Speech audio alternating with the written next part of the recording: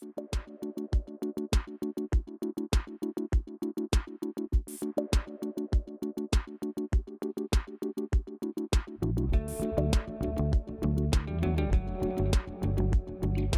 and welcome to the Protocol Podcast. I'm Brad Keoun here with my co-hosts Margaux, Nijkerk, and Sam Kessler.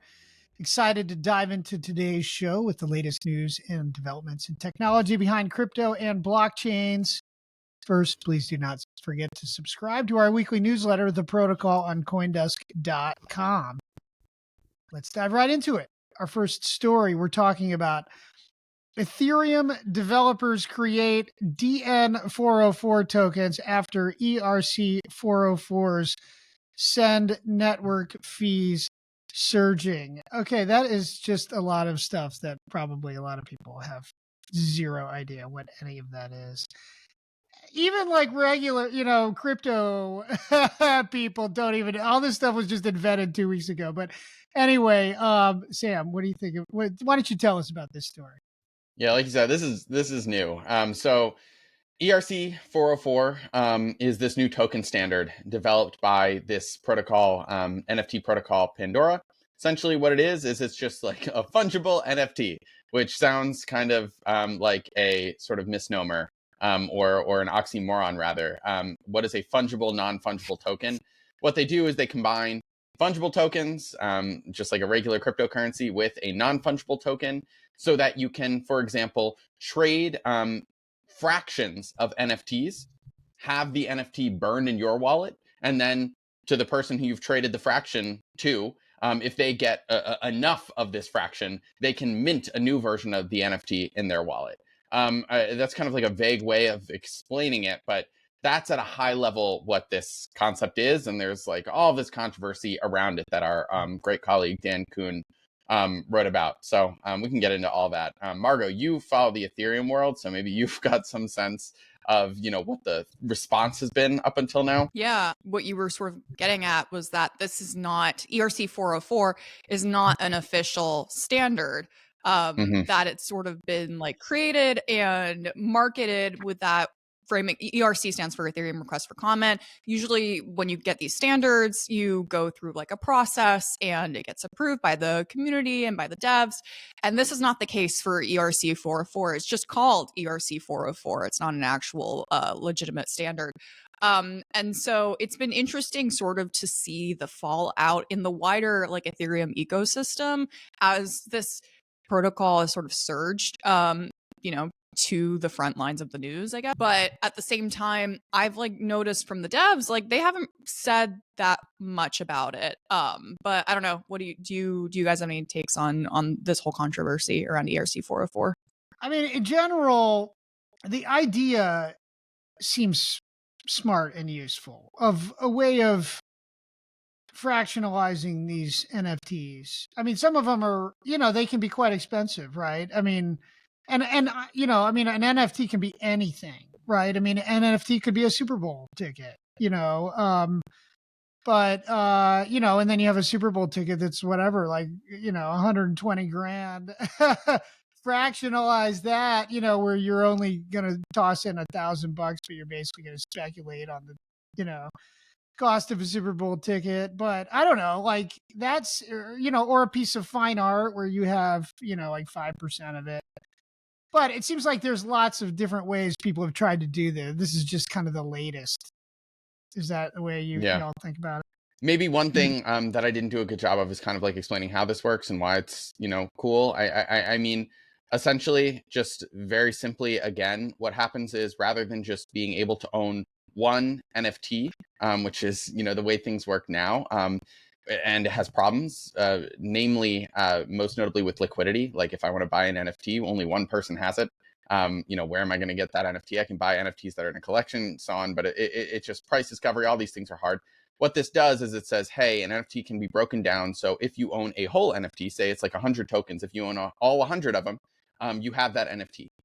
If you sell one of those 100 tokens, it goes down to 99. You have 99% of the NFT. That's actually not a concept. So you don't have 99%. You have none of the NFT. What it does is it burns that NFT in your wallet. And then if you send those 99 tokens to somebody who has one and they have a whole now, they have 100, it mints a new NFT for them. So it's actually not the same NFT before. It's a new minted version. But in the context of something, Brad, you give the example of like tickets. That actually makes a lot of sense. Say you don't have a ticket that is worthless, but if you're able to scrap together, enough pieces of a ticket, now you have a whole non-fungible token. You have a ticket. That's really cool. And also there's like a bunch of trading applications on top of it that could, just with liquidity in general, like people love to speculate. This app opens new avenues for speculation. So it is like a kind of cool idea. But again, this whole thing that Margaux was talking about around how they didn't go through the formal process to propose this is why part of probably the entire reason of why we're talking about it today. Was it false advertising? What if this thing's broken? People think it's legitimate. They start using this and they realize they don't have their tickets. That's the problem. It's not as audited as you might hope. Yeah, I think it's interesting you bring up the trading perspective because when I came into this podcast or this recording, I have sort of rolled my eyes at this. Like, why is this actually needed? And there's so many problems on Ethereum. Like, this is what we're dealing with. But I guess that does kind of make sense in a like a narrow scope. I wonder though if this is just like another hype cycle. Like how persistent is this? Also because like you said, this is not something that's been officially approved. We don't know what the security risks are behind this. It hasn't been properly audited. Like I guess crypto is risky, but this is very risky in my opinion. And so this it's another one of those interesting stories to follow, especially the fallout from this. But I guess with everything in crypto these days, is this really needed is my take on all of it. In the Fundstrat newsletter, I was just reading that this morning. They were just saying that what we're actually seeing is just another meme coin. Sure. Incarnation.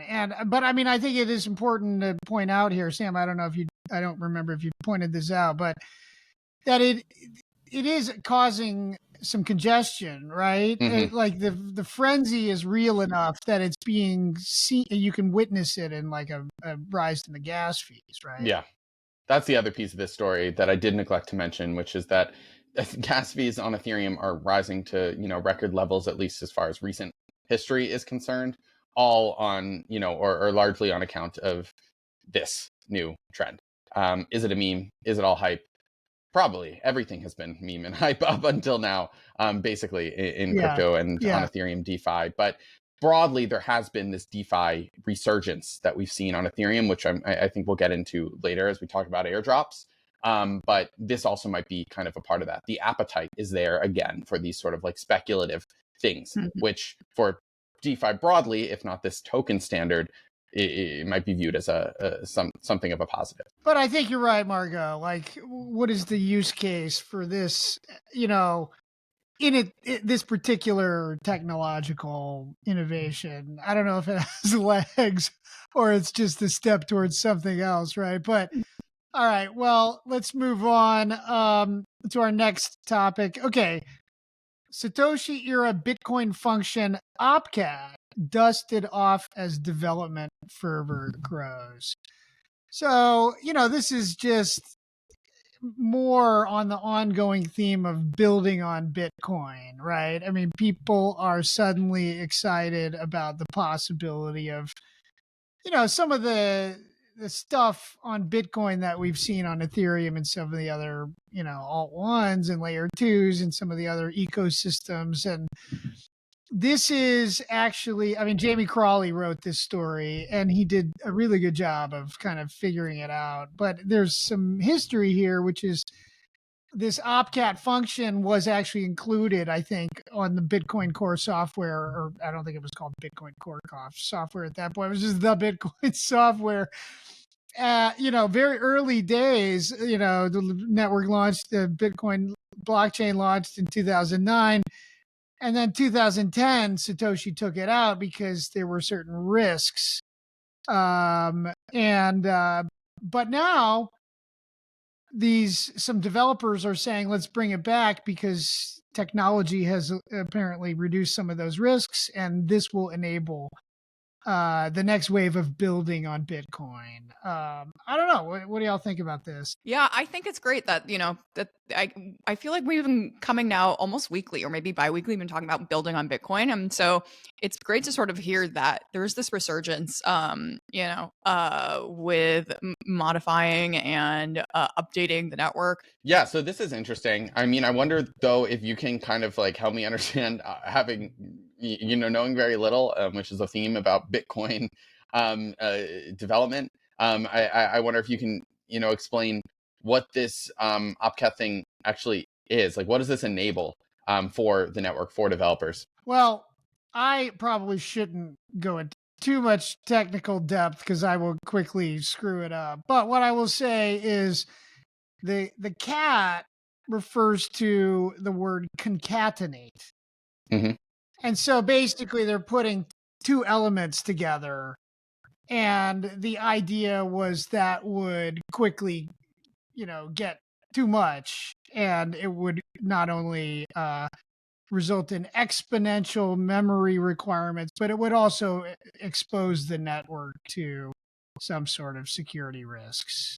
An opcode is, you have these on all blockchains. Essentially, a blockchain can be thought of like an operating system, and an opcode is just like at a very root level, a function that you can do on the chain. That's like when I say root level, it's like addition, subtraction, in some cases exponentials, multiplication, some more crazy things. This is like concatenating things together. And I guess the idea for them is that for developers of Bitcoin relative to other things, other protocols, the idea of something like this being a burden to the network might be more prescient because Bitcoin has historically, like we've alluded to in past episodes and today, been much more reticent to expand on its core functionality because they don't want to make that big computer, that operating system, too heavy for the network to run. They want to keep things as simple as possible. I wonder, knowing, like I said, very little about this, how much of this concern around this Opcat stuff, which is apparently supposed to make things better for L2s, DeFi, and so on top of Bitcoin.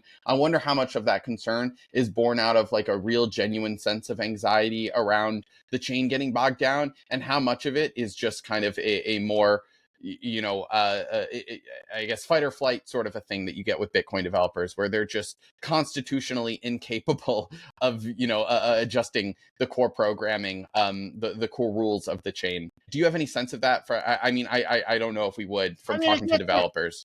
I think it gets at some of the core issues, which is, Bitcoin does not have kind of a leading organization. It really is much more of this like open source collaborative, spirit, which means a lot of times things have to have consensus in order to get merged in. And so that is kind of one of the perennial debates going on. And how do you enable this building on Bitcoin? Can you do it without changes to the code? So there was a breakthrough. Robin Linus it's called BitVM. What the breakthrough there was, they could add some of this functionality without having to get consensus.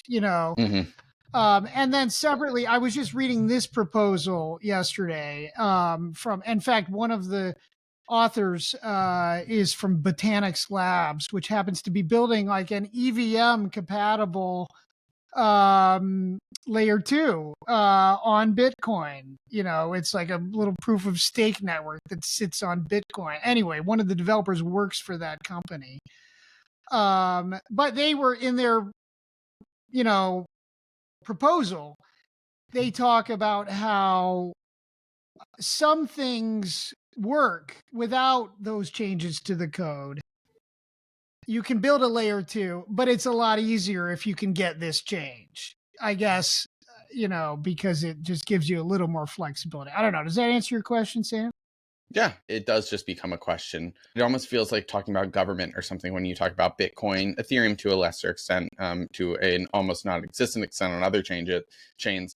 Like, I'm sure you hear like slippery slope sort of arguments where it's like, oh, once we add, this back, I mean, this should be something easy. Like it used to be in there, and now, machines are strong enough that we can actually, nodes and clients and so on are strong enough that they can handle this. Like, if you can't get this in, maybe that slippery slope is not something that you're going to go down. Margaux, you have any thoughts on this? Yeah, it sounded like this change, like, yes, there are these security risks, but it's sort of with the mind, it's being brought back in with the mindset of it enables like this additional building, like that this building on Bitcoin is not stopping, that there will be additional changes maybe to the protocol. I wonder specifically, like high level, like what is it that this change in code can enable in terms of building? Like what is that goal that they're heading towards? I mean, they gave some examples. Layer 2 should be a little easier. Mm-hmm. They talked about decentralized exchanges, so I guess some of the DeFi stuff. Mm-hmm.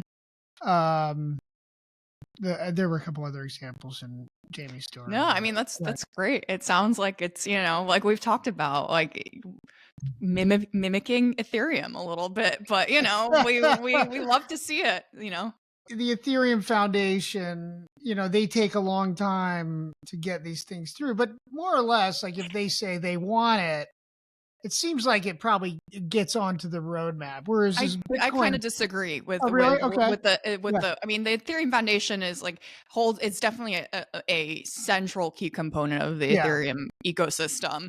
And a lot of the core devs are employed by the Ethereum Foundation. But I wouldn't say that the Ethereum Foundation is involved in, the roadmap and the direction, or at least that's what they would say. And people can debate it a little bit, but it's not like a key. Well, key is the wrong word. It's not a sitting like member of making these changes, as an institution. But that is the difference between Bitcoin and Ethereum, is that, the Ethereum Foundation is so vast in its in what it touches in the Ethereum ecosystem, whether it be grants, whether it be employing core devs, whether it be helping create these clients that we've talked about, right? And Bitcoin doesn't have that. Anyway, back to Bitcoin. It's still great to see that it's giving room for more of this growth. Yeah. I think it's all spectrum too, regarding what you're saying, Margaux. Like, a lot of like the history of this goes back to not a tech conversation, but a conversation around regulatory things and ICOs and so on, and the reason why these foundations might want to distinguish themselves from core development. I do think you're right, though, that in the case of Ethereum, at least if not relative to Bitcoin, relative to a lot of other ecosystems, you do, just by virtue of its like largesse, it's much larger than other comparable ecosystems. They're able to have more people pitching in. They're able to have more people with dueling incentives pitching in on the development of the chain. Whereas with Bitcoin, when they're not actually doing that much, that decentralization means a little bit more. At least in the case of Ethereum, you see more people, even centralized parties weighing in, because they're actually making changes in a way that Bitcoin until recently doesn't. Yeah. Well, all right. Let's wrap that one there. Let's take a break. When we come back, we're going to talk about, a variety of things, airdrop season, and also how it relates to what we're seeing on EigenLayer. It's going to be fun and complicated. All right. We'll be right back.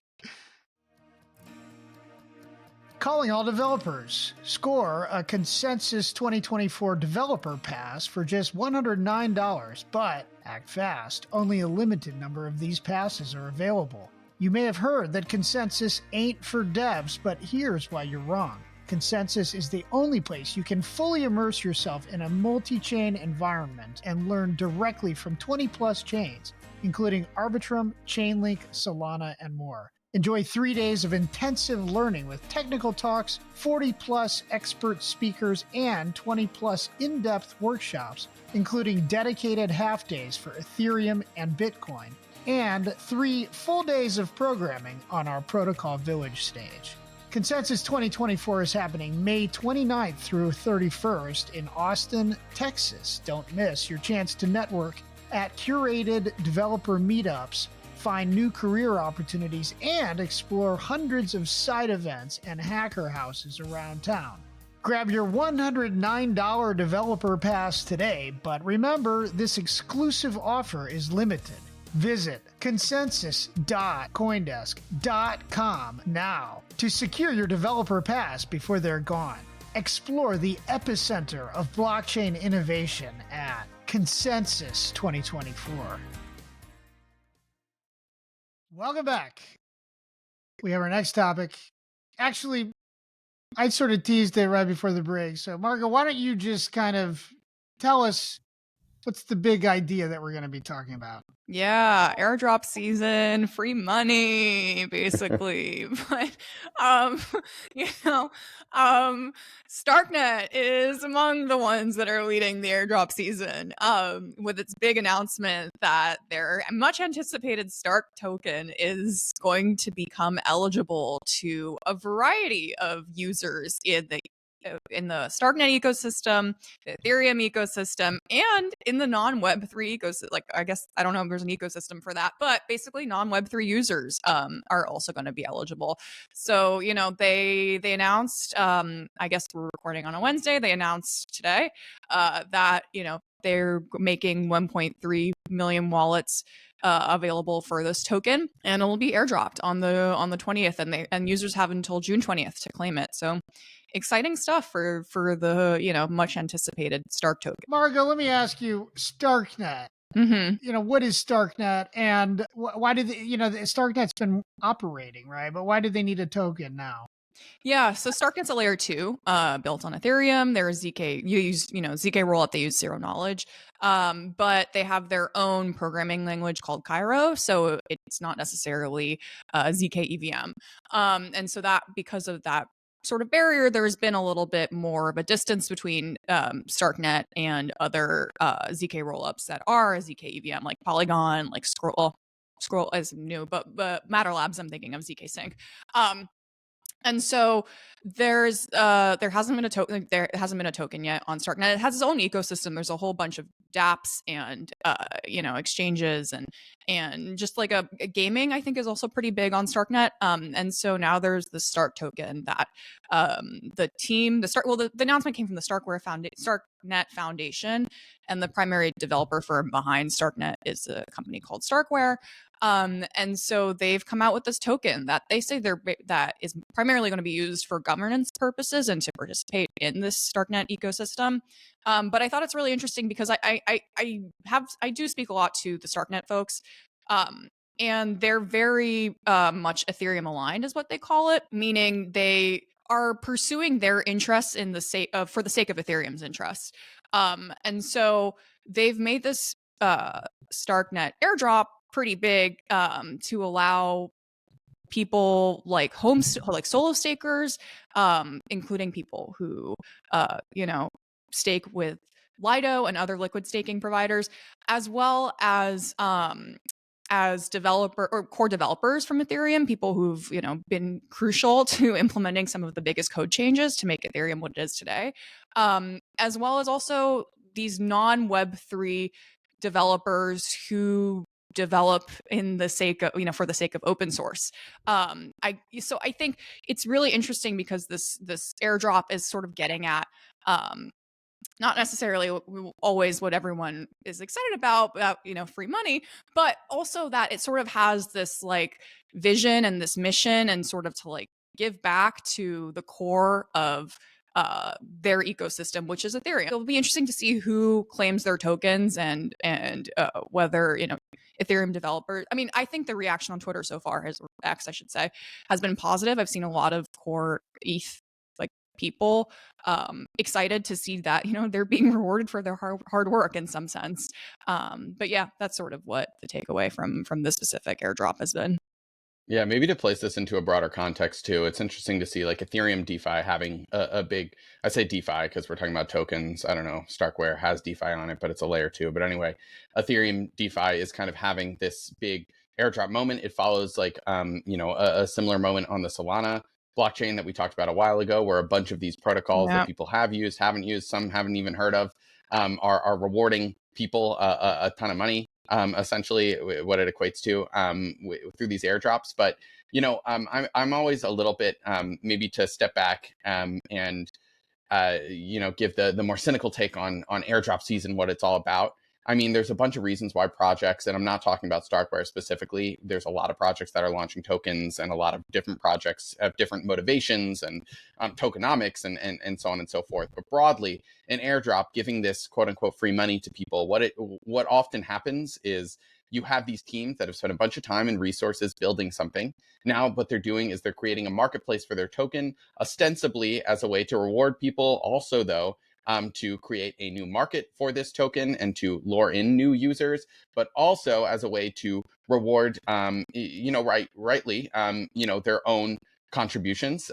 So it'll go to investors, it'll go to their own team members, and so on and so forth. And all of these different tokens are going to have very different distributions. I mean, this is basic stuff for anybody who's been following this ecosystem for a while, the crypto ecosystem broadly, but it always does bear mentioning when we're talking about airdrops. Like, they're not all created equally. You want to be really careful that you're not like dumped on and so on and so forth. But one other thing that I'll say here is that we have seen the rise of this trend, and we might talk about it in the future, points. So the idea of a bunch of protocols that are kind of incenting users to come and join them, to deposit their money, so on and so forth, for the prospect not of necessarily interest, but points, which are this kind of like loosely defined metric that will be used to allocate future airdrops. You're seeing this in the liquid restaking landscape, which we've talked about and we'll talk about more later, but people are accruing points that don't have any value so that they can later maybe get an airdrop that hasn't been, confirmed yet for regulatory, legal, like lawyer reasons. It's all pretty interesting, but it is incredibly speculative. So this airdrop season, has a lot of facets: the Starkwares, the points, the so on and so forth. But that's also why we were going to make the connection to Eigenlayer, right? Is that people are piling into Eigenlayer because they might get the airdrops from all these things that Eigenlayer is going to secure, right? Yeah, I mean, that's like a tangible, but also like, you can be cynical about this, but you can also be like realistic about this as like a mechanism to get people in, where Eigenlayer, the restaking thing on Ethereum, where you can stake with them and then they'll help secure other networks and reward you extra interest. The whole idea with Eigenlayer, which has just attracted like $6 billion in deposits in just a few months since it started opening and closing deposits. It's attracted all this money, like 1.5% of all Ethereum, according to DeFi Llama, all Ether rather, according to DeFi Llama. The reason it's able to do this is because a bunch of platforms that have been built on top of it that are rewarding points on top of native Eigenlayer points to people who deposit into Eigenlayer through them. But the whole point of Eigenlayer ultimately is going to be that it rewards interest to people on top of their deposits. But today, those interests, again, are points, because that extra interest that, comes from core protocols and stuff, without getting into the technology of it, which we'll do on a later episode, I'm sure, and did on a previous episode, it doesn't exist yet. So the native, it's all speculative. And so with airdrop season, it's exciting, but it's also kind of a signal that we're leading, we're moving into these economies that are, a little bit more precarious in their fundamental, structure. Starknet, also Wormhole, they announced their airdrop is coming. That'll be another big one. But same kind of question, like Wormhole's been operating. Why do they need a token now? And I don't know. I was just kind of thinking about this. Like, part of it is because that's what they're supposed to do, right? Like, if that's a reasonable answer, like they're the criticism is these things are all centralized in some way. So you want to turn it over to the community. That is kind of, whether that is true, that's sort of, the fig leaf at least. But then, there's all these people, to your point, Margaux, they want to get paid, There's an they want to get paid. No, and they're competing against, the money printer aspect of these things. Like all these projects, they print their own token. It's like they have a money printer. So why not use that? Other competitors are using it, so they might as well. They kind of have to. Most of these tokens, it should be noted, also, like, we're talking about this on a podcast. We all have American accents because we live here. We're not going to be able to claim these things. I mean, we're also journalists. We're not claiming these things anyway, probably. No. None of us. But, it's not available in the United States for a reason. There's regulatory reasons in addition to these kind of like high flying, like philosophical reasons why one might want to transition to DAO governance. And it gets to the Howey test, it gets into all these other things. But, you know, you're appealing to the community by transitioning to DAO governance, but you're also looking at the government and saying, hey, we're not issuing a security. We're actually transferring governance and we're releasing tokens that give you votes in this system. It's you know, it's about a lot more than rewarding the community. And you can be cynical or not about it, but it's like good to be realistic. And our job as journalists is going to be to figure out, you know, the real DAOs from the, you know, loosely, you know, creating markets that you can dump into. Margaux, again, not talking about any specific projects here, but anyway. Margaux, any final thoughts here before we wrap? Yeah, Sam nailed it. I was going to bring up that, you know, we're U.S. citizens. We're recording in the United States. So U.S. citizens, you can't participate in the Stark airdrop. Also, if you happen to be on the OFAC list, which I hope you're not, but, you know, if you are, you're also not part of that list. So, you know, Russia, Iran, China, and the U.S. and whoever else, North Koreans. Here on the Protocol podcast, we accept all viewers. Let's just put it that way. Sure. But you can't claim your Stark. All right. Thank you, Margaux. And that is a wrap for this week. Thank you for listening to the Protocol podcast. If you have any questions about any stories or comments, please reach out to us at podcasts@coindesk.com, subject line, The Protocol. You can listen to us weekly on CoinDesk Podcast Network or wherever you get your podcasts. Also, I'm throwing another reminder here. Please subscribe to our weekly newsletter, The Protocol, on CoinDesk.com. Thank you. And a shout out to our producer, Michelle Musso, who keeps us on track and makes us sound smart. We'll see you next week. Thanks a lot.